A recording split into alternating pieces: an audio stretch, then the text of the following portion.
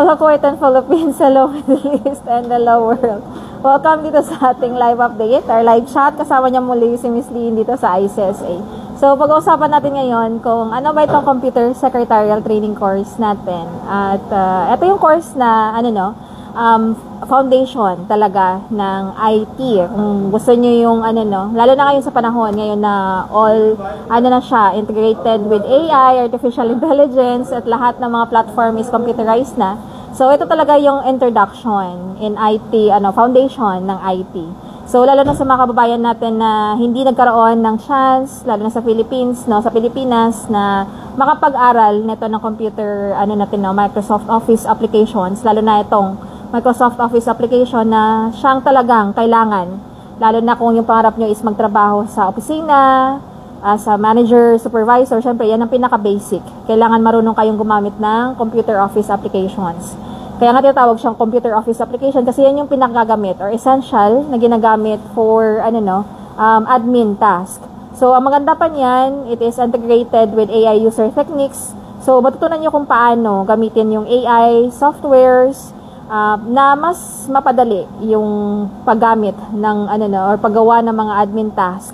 So hands-on yung training natin dito sa Computer Secretarial Training course. And one-on-one din yung training. So, yan, sa ating mga viewers, pwede kayong mag-send ng message dito sa ating chat box if you have a question. Kasi live chat din yung tanong. So, andito tayo sa ICA Admin to answer your questions. And then, yun, shoutout para sa ating mga estudyante na, kakatapos lang yung kanilang, commencement exercise last Friday. Yan, congratulations. And then, sa ating ding incoming, graduating students, this coming November 7. So yan, we will going to celebrate yung mga achievement ng ating mga estudyante. So lalo na yun sa mga nagpursige na mag-upgrade na kanilang skills in terms of career, professional, and then pinakauna is yung skills din. So sa mga kababayan natin na naghahanap ng training centers or school na makakatulong sa kanila to upgrade your skills. So, andito yung ICSA. Si ICSA talaga, yung pinaka-motto niya or pinaka-vision niya is to help our, kapwa OFWs na they have sacrifices, everything in the Philippines, tapos pumunta dito and they left behind yung kanilang self-development, pag-aaral, upgrading ng skills kasi we prioritize, diba? Yung compensation, paano kumita ng mas malaking sahod para may papadala sa Pilipinas.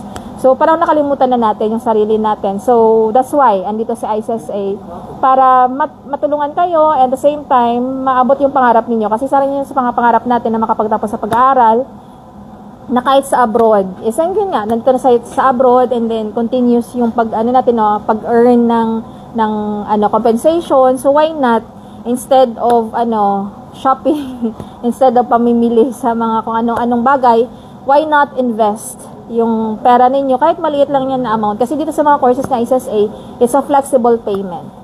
If you're looking for a course na mag-upgrade sa sarili ninyo in terms of computer, in terms of professionalism, in terms of communication, so start tayo dito sa Computer Secretarial course natin. Kasi yan yung pinaka-first step.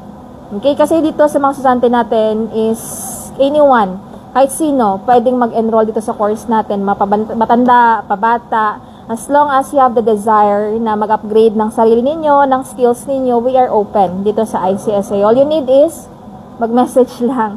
Mag-comment dito, mag-message sa ating mga WhatsApp numbers. Huwag kayong mahiya to communicate, magtanong. We are here. That's why nandito tayo sa admin, nandito rin tayo sa mga student consultant natin to help you and guide you. Ano ba ang magandang simulan? Kung wala tayong alam pa sa paggamit ng computer, it's a good step. Itong Computer Secretarial course natin kasi it's for beginners talaga. So marami tayong mga estudyante. Actually, there are thousands of students already graduated dito sa ICSA and some of them, they will look back and then we will send a message dito sa ICSA na yon dahil dito sa course na natapos ko, nakapag-upgrade ako ng trabaho, nakapag-upgrade ako ng position, na natulungan ako na magkaroon ng mas magandang compensation, sahod. Siyempre, before you go up for another compensation, another position or job position, kailangan nyo munang i-upgrade yung sarili natin. Okay? We need to start upgrading ourselves kung gusto natin ng pagbabago rin sa compensation. Ganun naman talaga. It's normal, it's natural. Kasi syempre, kung ano yung i-offer mo sa company, so it depends on your, on your CV, on your professional, educational background. So, kailangan natin simulan yun. Kasi naman, hindi naman darating opportunities na yun if you are going to stay there. So, kailangan yung, syempre, sa una naman, it's mahirap. Wala namang masabing, madali. So, kailangan lang simulan, start with inquiries. Alamin kung ano ba yung maganda. Especially, syempre, alam naman natin na yung mga weaknesses natin, ano yung strength natin. So, yun, yung pinaka-weakness mostly is computer. Paano gumamit ng computer office application. So, that's why we are offering this computer secretarial. So, sa mga beginners, huwag matakot. It is also offered for beginners. Kahit sa mga may zero talaga na experience sa paggamit ng computer, don't worry. Kasi itong ating computer secretarial training course is built and then programmed talaga for zero knowledge sa computer. So, it will teach you from the beginning paano gumamit ng computer, paano mag-identify ng parts of computer, paano mag-set up ng personal computer, ano ba yung tawag niyan, yung mga tabs and buttons na nakikita niyo sa screen. Kasi mostly sa atin natatakot paano mag-gumamit ng computer. Lalo na ngayon, lahat ng mga government transactions, kahit papuntang embassy, hindi na ngayon mostly paper and pen. Lahat is online na. So, especially ngayon, meron tayong software na eGov na ginagamit. So, kailangan we should embrace yung changes, lalo na ngayon sa new technology. So, yun yung tawag niyan, isa sa mga mission ni ICSA is to educate our kapwa OFWs na yun, upgrade themselves na maging flexible sa mga changes, lalo na ngayon sa technology. So, if you're looking for a course na magbibigay sa inyo ng hands-on training, guide, one-on-one guide, paano magamit ng computer office application, which is yun ang pinakagamit. Lalo na sa mga estudyante natin na bumabalik dito na first actually hindi talaga ako marunong gumamit ng computer kahit sa paghawak. Pero nang natapos ko yung course ko, naging mas confident pa ako na gumamit ng computer, mag-apply ng ganitong trabaho kasi it builds my confidence din sa pag-apply ng trabaho because I have skills. So isa rin yun, once you have built up your skills, hindi lang yung skills yung nabibuild up mo, kundi confidence na rin sa pag-apply ng trabaho. Because, syempre, alam nyo na meron akong skills na ganito. So, hindi ako mahihiyang mag-apply. Okay, isa rin yun sa mga factors bakit tayo na nawawala ng pag-asa na mag-apply for another positions because we are missing some skills na kailangan sa trabaho. So, okay yan. So, ano ba yung matutunan dito sa computer secretarial training course natin? So, wait lang ha. So, yung computer secretarial course natin, it's focused talaga for digital literacy, pinaka-basic talaga ng computer. So, yun sa mga kababayan natin na minsan nahihiya sila or natatakot na mag-inquire or mag-enroll kasi nga nahihiya sila na wala sila talagang knowledge sa paggamit ng computer. Ito talaga yung computer secretarial is offered talaga for beginners. Okay? So, huwag kayong mahiya. So, yung mga sasante natin, may mga bata, matanda, it doesn't have age limit kung mag-aaral kayo. Okay? So, yung computer secretarial natin, hindi ko kasi siya ma-mirror eh. So, si computer secretarial course natin, meron siyang, ito yung mga topics niya.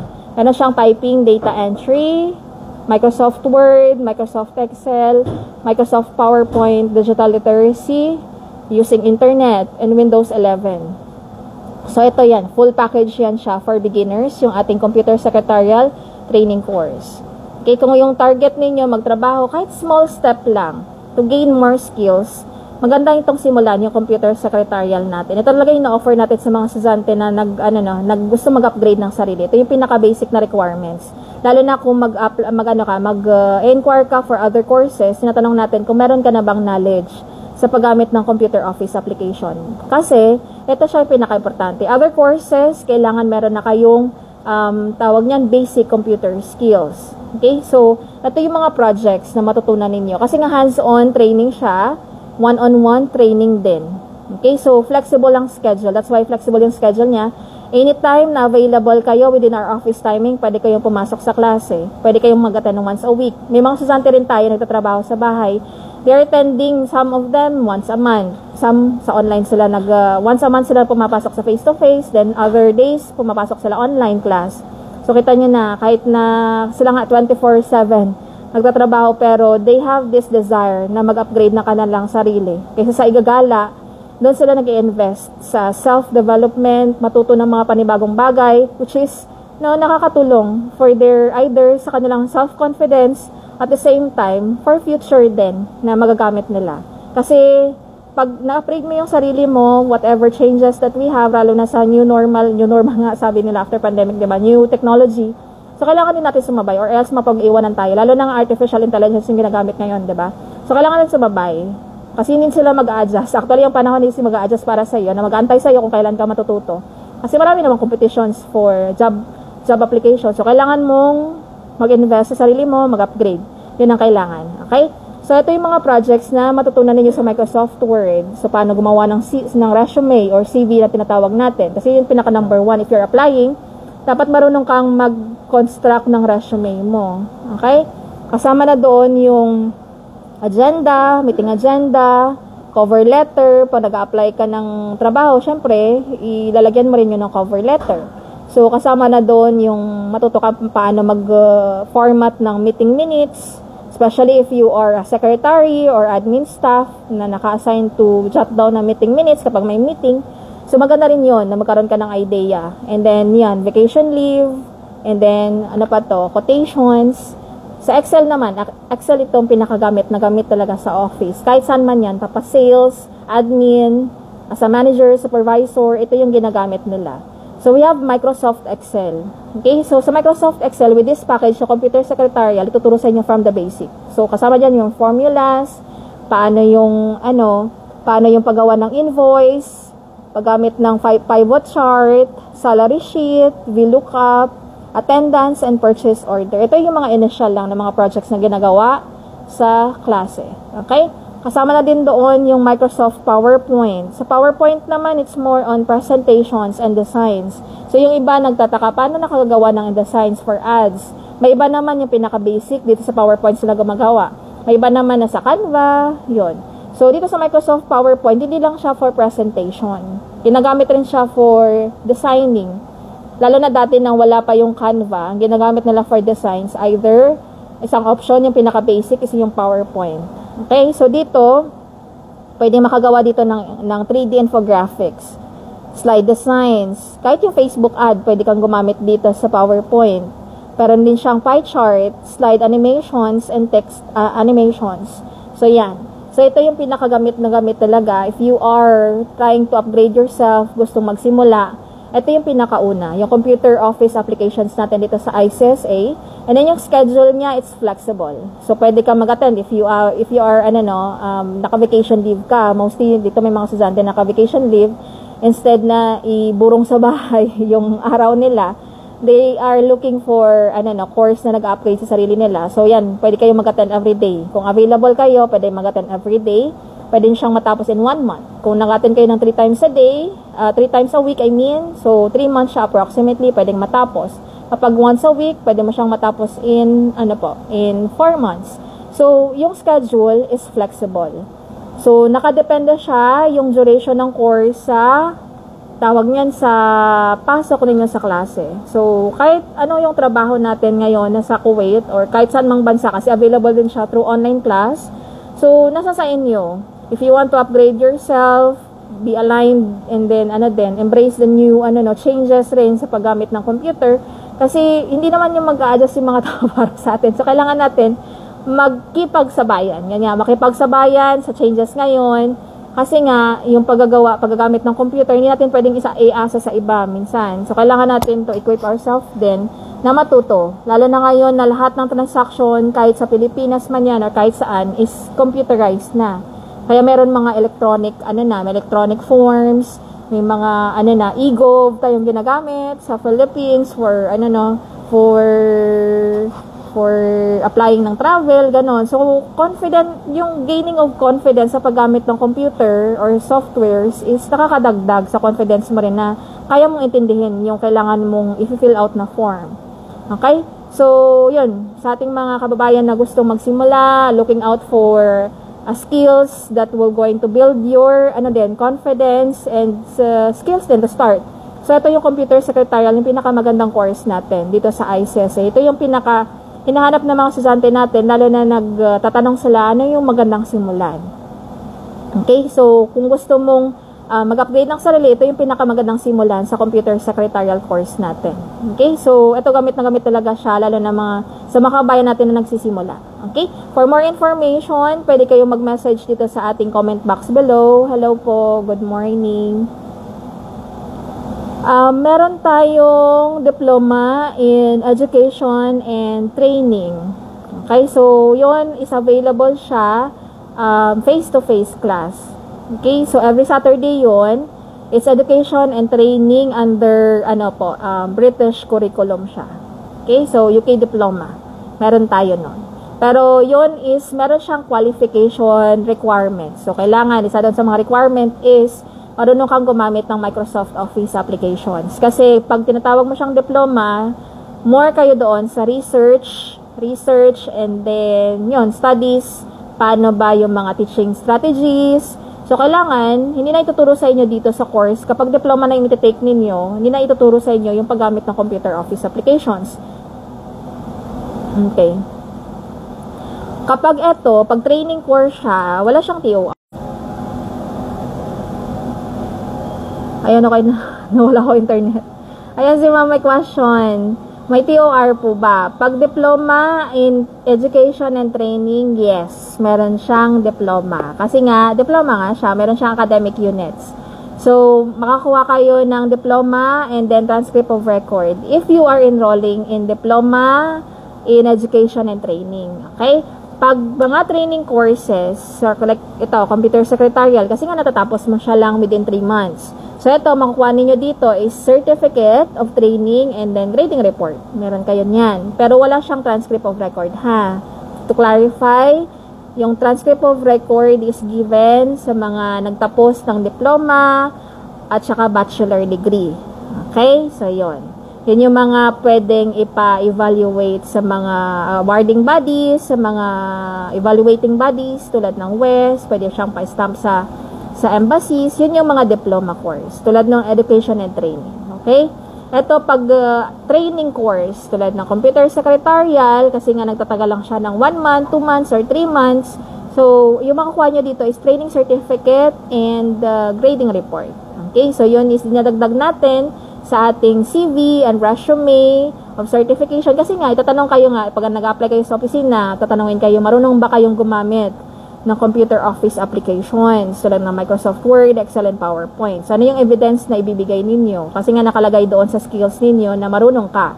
So, doon sa under ng certification, sa resume ninyo, lalagay nyo doon, you had a training dito sa computer secretarial training course. So, itatouch nyo rin yung certificate na nakuha nyo dito sa computer secretarial course. Yun yung use ng certifications. Okay?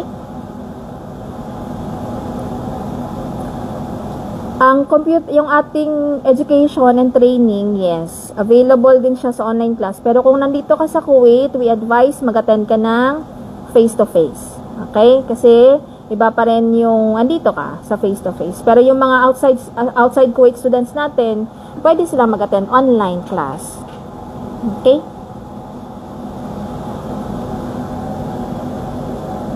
Hello po, Ma'am Baidina. So, yan, sa mga viewers natin, pwede kayong mag-send ng message at magtanong, ha? So, yung mga courses natin, ito sa computer secretarial, kung yun yung question may sa computer secretarial, yes, available din siya sa online classes. Kasi yung mga estudyante natin dito sa computer secretarial is not only in the Philippines, and not only in Kuwait, is sa iba't ibang bansa rin sila. May mga nasa Dubai, Saudi, tayong mga estudyante, and iba na saan yung iba? Qatar, Bahrain, iba naman na sa Poland. Oh. So, yun.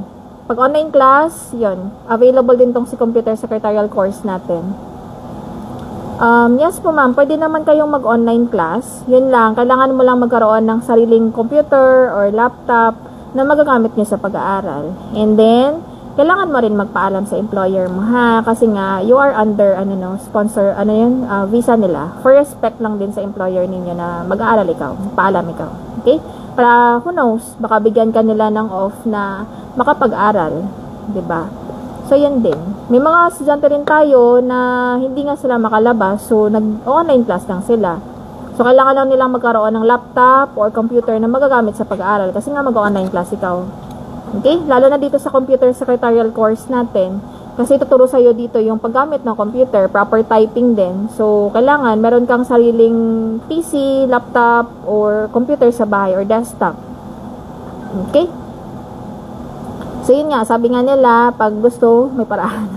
Kasi may mga estudyante rin tayo, actually. Not only sa mga professionals, para rin tayo mga estudyante na may mga matanda, may mga bata rin, nandito yung mga family nila, nag-aaral din sila. Kumbaga, minimake time nila talaga, ginagamit talaga nila yung oras nila na hindi lang nabuburyo yung mga bata sa bahay, na puro cellphone lang. So, make use yung kanilang passion sa internet, at saka sa technology, or sa digital world, into more productive naman. Hindi lang pwede, hindi lang puro laro at saka node ng video. So why not make use of their passion din na yun, kung marunong sila, kung passion nila mag-decorate,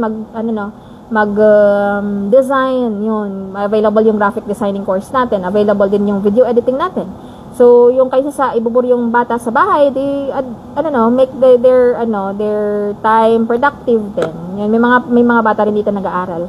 Lalo na sa computer secretary kasi nga, nagagamit nila to sa school, sa paggawa ng kanilang assignment, projects, at saka reports. Kasi ngayon is more sila sa blended online, at the same time, face-to-face class. So, lahat naman kahit mabata nga elementary, marunong nang gumamit ng computer, laptop. So, lahat ng kanilang assignments and projects is based sa formatting, presenting, designing. So, magagamit talaga itong computer secretarial course. So, ang computer secretarial course, nagtatanong yung iba, para lang ba yan? May age limit ba? Or para lang ba sa bata? Actually, it's for everyone. Okay? It's for everyone. So, yan, sa ating mga manunood, sa ating mga kababayan na OFW. So, if you have questions, pwede kayo mag-message dito sa ating WhatsApp number na nasa screen natin, na nakapin din siya. So, may mga student consultant din na mag-assist sa inyo kung paano yung mag-enroll, paano ba yung process ng payment. So, pwede kayo mag-message dan. Okay? So, yung requirements is just any valid ID. Kung nasa Kuwait kayo, civil ID copy, front and back, and then picture. Yun lang.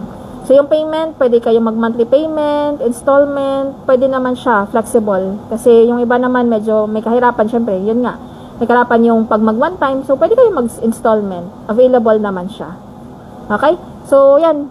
I-close ko na yung live update natin, live chat. So, for more details, mag-message lang kayo sa ating WhatsApp number dito, or mag-message dito kayo sa chat box natin. May sasagot ng mga questions ninyo sa ating mga student consultants. So, yan po. Maraming salamat and see you next time sa ating more live update. And then, shoutout pala sa ating mga graduating students dito sa this coming November 7. So, yan. See you and please, check sa ating mga announcements and then instructions before graduation, ha? Maraming salamat and see you and God bless you everyone. Keep safe po. Bye-bye.